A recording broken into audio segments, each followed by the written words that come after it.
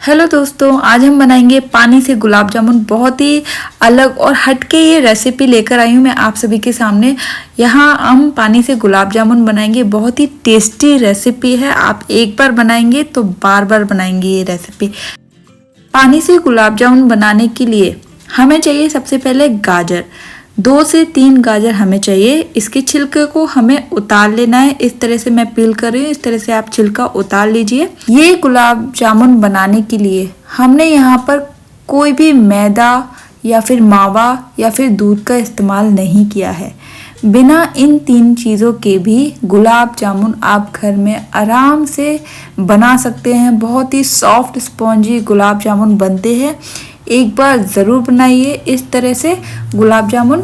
तो यहाँ पर हमने 3 गाजर पहले से ही पील करके रखी हुई थी, जिससे कि वीडियो बहुत ज़्यादा लंबा ना हो। अब हम लेते हैं इस तरह का चॉपर। ध्यान रखना है आपको, चॉपर अगर आपके पास नहीं है तो आप घबराने की ज़रूरत नहीं है। यहाँ पे आप मिक्सी का भी यूज़ कर सकते हैं। उसके जार में डालकर इसको गाजर को 2 या 3 गाजरों को अच्छे से काट के इस तरह से डालना है, जिस तरह से मैं चॉपर में डाल रही हूँ। और फिर आपको उसे पीस लेना है। पीसने के बाद भी आप जो भी गुलाब जामुन बनाएंगे उसमें कोई भी परेशानी नहीं आएगी। बहुत अच्छा बनेगा। आप जैसा गुलाब जामुन मैं बताने वाली हूँ, बहुत ही डिफरेंट यूनिक सी रेसिपी है, ज़रूर ट्राई कीजिए। तो यहाँ पे हमने गाजर को कट कर करके पीसेस में डाल लिया है। अब चलते हैं इसको चॉप करने के लिए। तो यहाँ पर हम मिक्सी लगा देते हैं। इस तरह के चॉपर से हमें चॉप करनी है। ये बहुत ही अच्छे से इसमें बहुत ही बारीक इसमें हम पीस सकते हैं गाजर को, इसलिए मैं इसका यूज़ कर रही हूँ। इसलिए मैंने ये बोला है आपसे, अगर आपके पास इस तरह का चॉपर नहीं है तो आप चॉप ना करके आप मिक्सर ग्राइंडर में जाकर उसको पीसना है।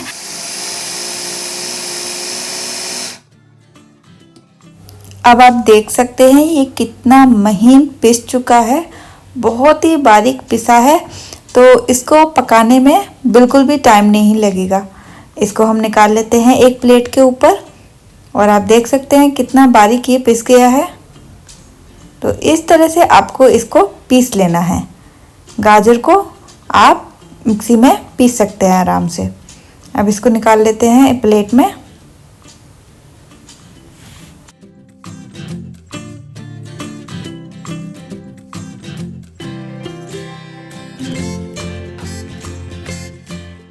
अब हम गैस पर रखते हैं पैन और गैस को करते हैं ऑन। उसके बाद हम डाल देंगे सारी गाजर इस पैन के अंदर, क्योंकि अभी हमें 2 से 3 मिनट के लिए इसको पकाना है। 2 से 3 मिनट आपको इस तरह से चलाते हुए गाजर को पकाना है। ये गाजर बहुत ही बारीक है, इसलिए बहुत ही जल्दी पक जाएगी।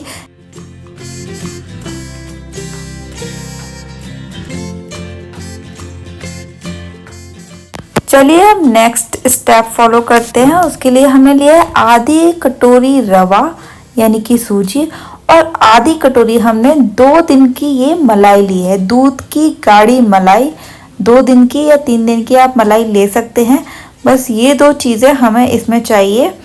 तो आप देख सकते हैं कि ये अब ड्राई हो चुका है, इसका पानी काफ़ी हद तक सूख चुका है, लेकिन अभी भी इसमें पानी है। अब ये 2 दिन की मलाई हम इसके अंदर डाल देंगे और साथ में जितनी हमने मलाई ली है उतनी ही हमने सूजी ली है। यहाँ पर हमें सूजी 1 से 2 चम्मच ही लेनी है। इतना ध्यान रखना है, सूजी ज़्यादा नहीं होनी चाहिए। सूजी जितनी कम होगी उतना ज़्यादा बेटर रहेगा। तो जहाँ आप देख सकते हैं कि जितनी हमने मलाई ली है उतनी ही हमने सूजी इसलिए ली है, क्योंकि सूजी को फूलने के लिए जितना मॉइस्चर चाहिए वो इसको इसमें मिल जाएगा।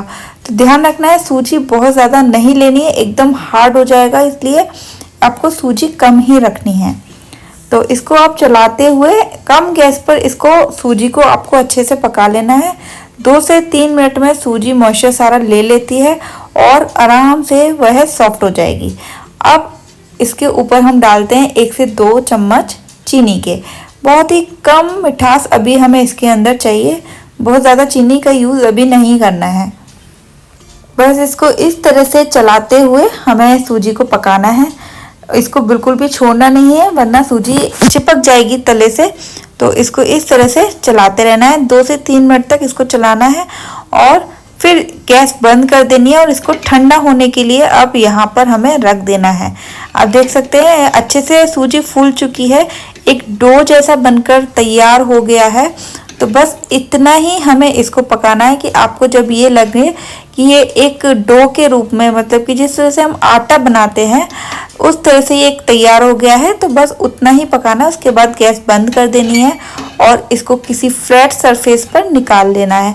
आप चाहे तो किसी बर्तन में भी निकाल सकते हैं आराम से, बस आपको इसको एक आटे जैसा रूप देना है। सरफेस पर निकालने के बाद हमें इसको थोड़ी देर के लिए ठंडा करना है, उतना ठंडा करना है कि आप अच्छे से इसको हाथ लगा पाए तो हाथ जले ना। बस इसको थोड़ी देर के लिए मसलना है हमें। आप इसको हथेली से 2 मिनट मसल लीजिए, फिर उसके बाद इस तरह से हमें इसकी इस तरह से शेप देनी है, एक अंडाकार शेप देनी है, जैसे कि गुलाब जामुन की शेप होती है उस तरह से हमें इसकी शेप दे देनी है। और आप देख सकते हैं कि शेप देना कितना आसान है। अभी आप ये भी देखेंगे कि हम इसको पानी में बनाएंगे, हमने यहाँ पर कोई भी ऑयल, कोई भी मिल्क, कोई भी मावा का अभी तक यूज़ नहीं किया है। आगे भी देखते रहिए कि हम इसको पानी में कैसे बनाते हैं। हाँ, बहुत ही यूनिक सी रेसिपी है, मैंने आपको शुरुआत में भी बोला था, बहुत ही यूनिक रेसिपी। और जो लोग ऑयल का या डीप फ्राई खाना पसंद नहीं करते वो इस तरह से गुलाब जामुन बनाकर खा सकते हैं, बहुत ही टेस्टी बनते हैं। आप एक की जगह 2 से 3 गुलाब जामुन एक ही बार में खा लेंगे और इतनी हेल्दी रेसिपी है ये कि आप इसको बार बार बनाना पसंद करेंगे। तो आप देख सकते हैं सारे गुलाब जामुन हमारे बनकर तैयार हो चुके हैं। अब चलते हैं दूसरे स्टेप की तरफ जो कि बहुत ही डिफरेंट है। और इस रेसिपी का मेन चीज़ यही है कि हम इसको रखेंगे अब स्टीमर में है। हमने स्टीमर में पानी ले लिया है और इसके ऊपर हम सारे गुलाब जामुन को स्टीम करने के लिए रखेंगे। हम यहाँ पे डीप फ्राई नहीं करेंगे, हम इनको स्टीम करेंगे।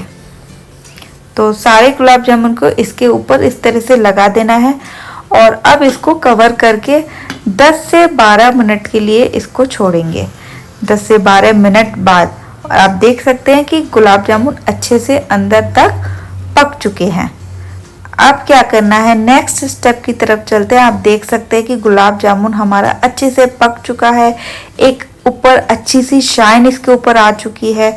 तो बस आपको यहाँ तक इसको पकाना है 10 से 12 मिनट के लिए। बस ये स्टीम्ड गुलाब जामुन आप पहली बार लाइफ में ट्राई करेंगे और आप देखेंगे कि इस तरह से भी गुलाब जामुन हम बना सकते हैं। और यहाँ पर हमने गाजर का यूज़ किया है, तो ये बहुत ही अच्छी बात है कि ये बहुत ही हेल्दी भी है और ये बहुत टेस्टी लगने वाले हैं आपको। तो इस तरह से गुलाब जामुन आप बना सकते हैं। ये सारे गुलाब जामुन स्टीम करके हमने निकाल लिए हैं पानी में। और अब आप देख सकते हैं कि इसकी शेप और ये कितना हेल्दी गुलाब जामुन है, कितना सॉफ्ट है, स्पॉन्जी है। और अब हमें चाहिए चाशनी यानी कि शुगर सिरप। आप पहले से बना के रख लीजिए चाशनी। ये चाशनी हमने पहले से बना के रखी हुई है जिससे कि बहुत ज़्यादा टाइम ना लगे इसको बनाने में।